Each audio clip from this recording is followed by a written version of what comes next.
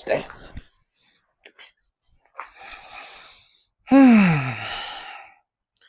Hello, my name is Rodney with k9signs.net. Like, subscribe, do all of the YouTube things, ring the bell. In this video, I would like to give you a plan and a pattern to have consistent success with every communication you have with your dog. Okay? A plan and a pattern.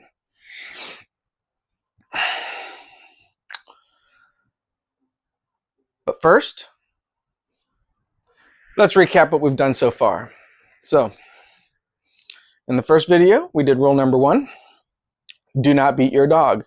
Do not kick your dog. Do not punch your dog. It is completely unhelpful. It really destroys a lot of the trust we're trying to do here. Rule number 2. The dog speaks with their entire body. It is best read from tail to head. Once you get very fluent with reading your dog, you'll be able to read their entire body all at the same time. There is no bark language. Dogs speak with their entire body. In this video, we're going to do rule number 3. You choose when you give your dog a command. You choose when you give your dog a command. And when you give your dog a command, you need to do it in this particular pattern. It's a 5-step pattern. Step 1, your dog is doing something. Step 2, you give your dog a command. Step 3, your dog does that command. Step 4, you're genuinely happy and give them praise. Genuinely happy and give them praise. And step 5, you check for waggy tail. Okay? I'm going to go through all of these steps because they're all important. But the goal of the flow of communication, that's a pattern that I gave you, it's a flow of communication, is to induce that follower mode that I was telling you about in the first video. So, the first part of the pattern is your dog is doing something. There's 2 aspects that I'd like to go over. First thing is, a lot of you, it's a little bit hot out here, a lot of you have probably already tried to correct your dog. And you know if they snap at you, you know if they bark at you, you know if they growl at you, you know if they paw at you and scratch you. Be prepared for it. Okay? Since you know you're going to be giving your dog this command, if they kind of snap and bite, put a muzzle on them. Okay? If they scratch or whatnot, wear long sleeves. If there's a situation where you're going to have to run around in the yard a little bit, because I'll teach you why next video, but some situations, have your shoes on. Right? You know when you're going to communicate with your dog, so be prepared to communicate with your dog. You know? And a lot of the tactics I'm going to be teaching in the next video rely on showing you how dogs communicate with each other and then translating that to physical human actions that you can do to communicate with your dog. So expect them to reply to you how they would reply to other dogs. Okay? They might tooth you or whatnot. And they might even headbutt you or even take their nose and just jam it right into your nose. It's a thing they do to other dogs. So be prepared for it. Be prepared for the physicality of ensuring that your dog is docile and in the follower mode. It's very important. The second aspect is I am a person who I can be completely Good boys. There's a squirrel. 2 squirrels over there running around. Very, very high curiosity, but they're going to stay. I'm a person who can go from talking to politics with my friends, just screaming, loud voice, And then all of a sudden, they're like, so what do you want for dinner? Maybe a pizza. How about wings? Cool. And then go back to screaming. Okay? The reason I tell you that is you need to be prepared to be genuinely happy, because every communication is going to end with you being genuinely happy and giving them praise. So if you're in a mental state where you're so frustrated and so mad that all you want to do is scream and yell, don't talk to your dog. Don't give them a command. Don't do it. If you're going to give them a command, you need to make sure that you're happy at the end of it. Okay? I'll give you an example. Your dog is chewing up the corner of your couch. Don't immediately run over there and say, no, no, no, no, and start screaming and everything. It's unhelpful. You're not following any pattern. You're not following the flow of communication. Very ineffective communication. Okay? You need to do is you stand up, take 30 seconds to calm yourself down. That's the extra 30 seconds. Your couch is not going to get any more ruined. It's already ruined. Okay? Take that 30 seconds and then walk in front of the couch so that you're in between the couch and your dog, and then start giving them commands. And when you start giving them those commands and they follow those commands, you need to be genuinely happy. You need to learn that it doesn't matter if your dog headbutts you or bites on you or chews up your couch or whatnot. You need to learn to forgive immediately. You need to learn to let it go. Okay? Because when your dog does what you say, they are going to learn that you don't want them to be doing whatever it was they were doing. Okay? You don't want them to be chewing on your couch. So every time you see your dog coming to your couch, you go stand in front of your couch. You give them commands to go to the bed or sit or whatever you feel like. Make sure they don't get to the couch. Okay? So just be consistent about it. Understand that you need to be happy at the end of the communication, and you're just going to have to let a lot of the stuff they do go, because that's what they do. They don't hold grudges against each other. Okay? Something happens, they let it go after the correct action is done. So, right? So you tell him to sit and he sits, boom, you got to be happy about it. Doesn't matter that just 2 seconds ago they were jumping up on the couch. Okay? You got to learn. Be happy when they do what you say. Okay? So now, moving on to step number 2 of the pattern of the communication. So that was step 1.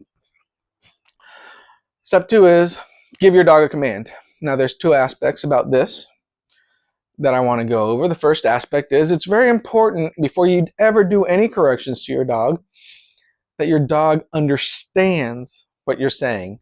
I'm here teaching you, not your dogs. I'm teaching you how to get them to obey.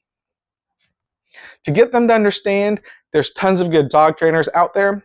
I strongly recommend finding one that has both a vocal cue and a hand signal cue. But the reality is, so long as the personality of the dog trainer matches a personality that you'll understand, then use whatever dog trainer that works for you. The commands that I recommend at a minimum are sit. So sit really means nothing to the dogs. It's very important to humans, however.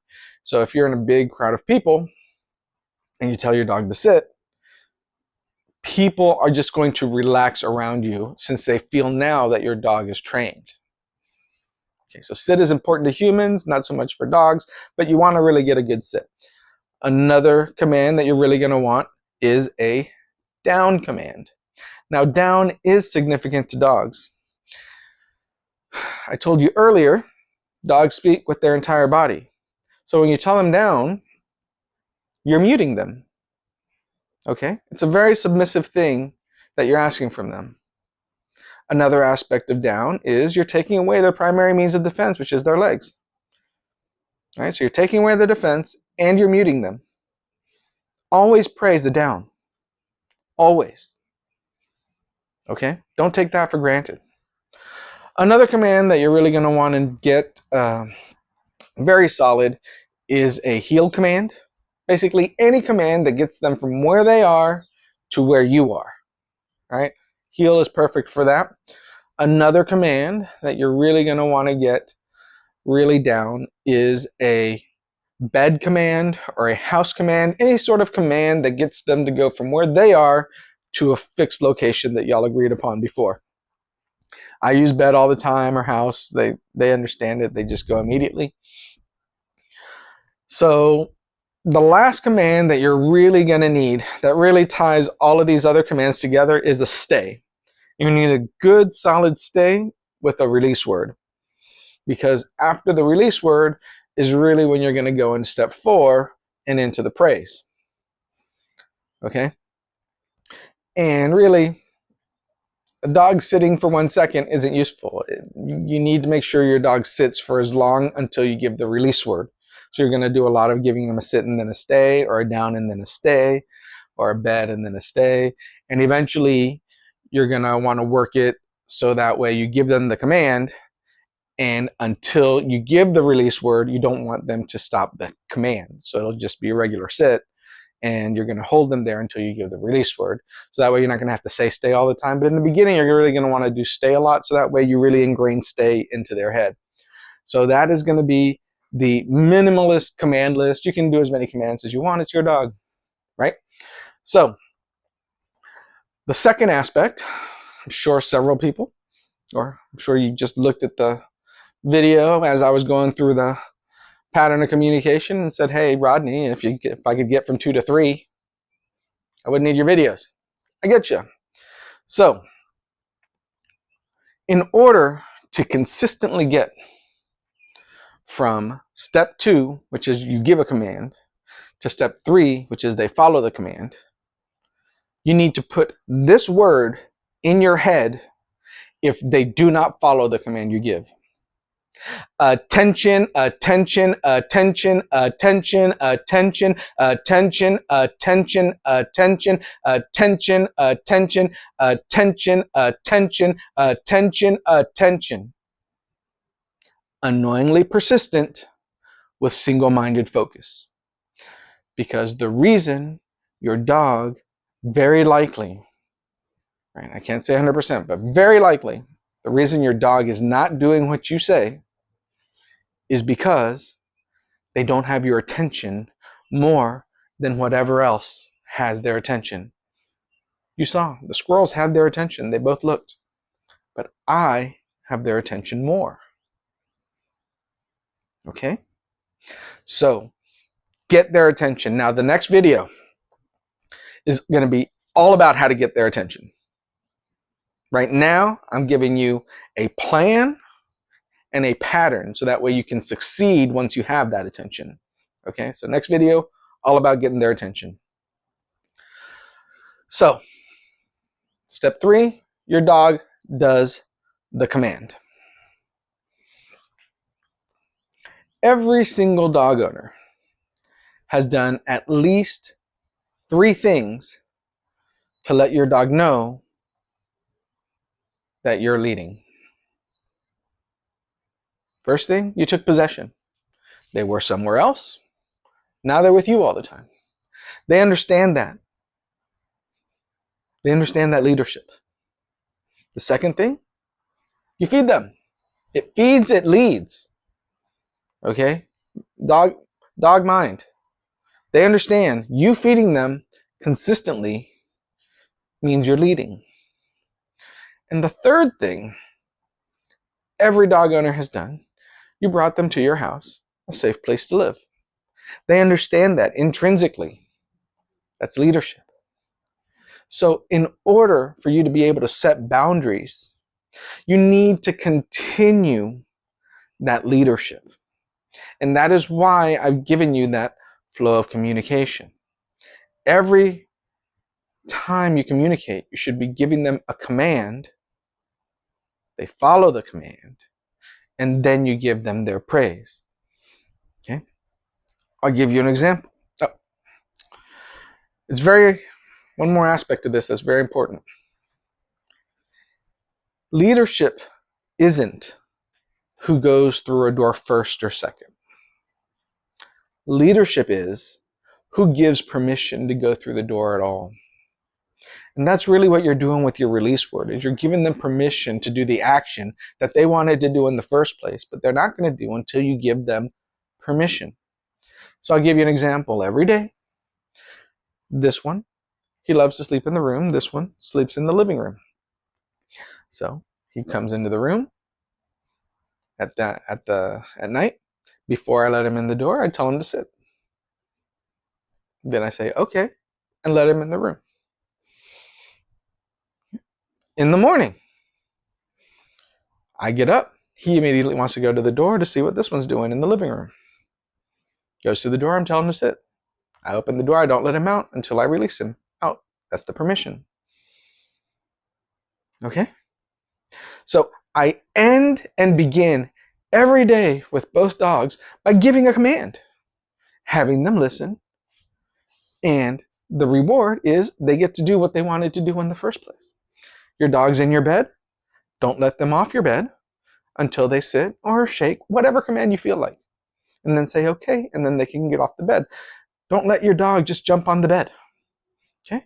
You stand in front of the bed, make sure they give a sit or a down, whatever command you feel like. And then in the praise portion, you give them that release word and let them get on the bed. Okay?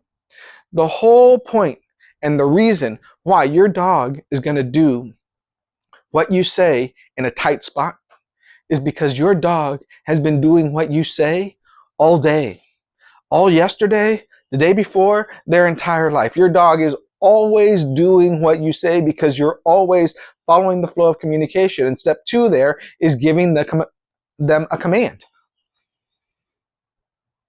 Okay? Just consistent leadership. Because most of the time, you're going to have a dog growl or whatnot because they're trying to lead. Okay? They're trying to lead you. You need to stop all of that behavior by just consistently leading them in all aspects. Okay? Before they get food, they're always in their bed. I give them the command to go to the bed, and then I pour the food, and then when I release that bed command, then they can have their food. They were going to have their food anyway, right? Now they can have their food. Basically, do everything you're always doing anyway. Just structure it in that flow of communication. And what you're going to be doing is constantly leading. Okay? You're not even going to give them an opportunity to even think about wanting to lead, and they'll just be always in follower mode. Okay? And that's very important. And that's going to flow us into step 4, which is you need to be genuinely happy and give them praise. Because they can tell when you're not genuinely happy. So you need to be genuinely happy when they do what you say. Because the reason why this works is we are keying in to the aspect of their personality that makes them man's best friend. Okay?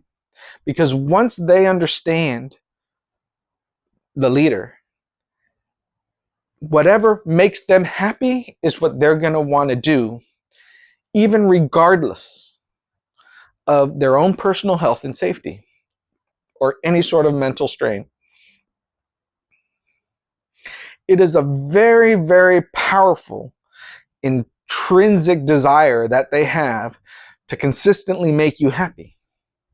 And you need to consistently show them what is making you happy. When you tell them to sit, you don't have to have lavish praise every time. It could be something as simple as a pat on the head. Right? Give them a consistent good boy or good girl or good whatever you want to call it. Okay? Just give them a consistent praise. It is critical that you always give them praise, even if it just takes 1 second, whenever they do what you say. I'm going to tell you how important this is. I was on a walk with my 2 dogs in a distant part of my neighborhood. And one of my neighbor's dogs broke through their fence just headbutted that board until it popped off the nails and just came after us. And it was a girl dog, and her puppy was with her. And the puppy came after us too. Okay. Thank goodness there was about a 60-pound weight difference between this one and the dog that attacked, because she jumped on him right here, went for a paralyzing shot. He was able to flick her off. And in 1 or 2 seconds, this one darts right at her. This one comes towards me. I drop my phone. The leashes get all tangled up. And then I gain my composure. And I start giving commands. Heel. Heel. Then I start screaming at the other dog to stop. Okay, so this is literal dogfight. I gave a command. They did it in the middle of that dogfight. They released, came straight towards me, exactly how I said. And in the middle of that dogfight, I gave them praise. Good boy. Now I started walking with purpose away, because you can't run away, right, from a dog. There's no way you're going to outrun them, right? And I fended that dog off, and I had these two healing, and they did not attack that dog again, because I was telling them with the praise, you're exactly where I want you. I want you in a heel. I don't want you attacking that dog. It is remarkably just ingrained in them. And they're very consistent about the obedience after they understand, and you do that pattern over and over. Every day, very consistent. Okay? And that is why step 4 is very important. Always make sure you give them praise when you give them that release word. Always. Always make sure you give them praise when they follow your command. Always. Okay?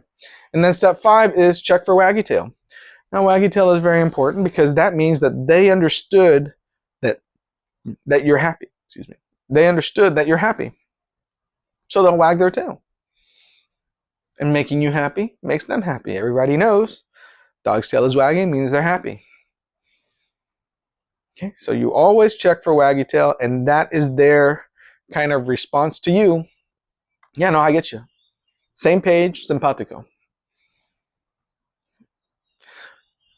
If you communicate in this manner, you will notice success very quickly. Okay?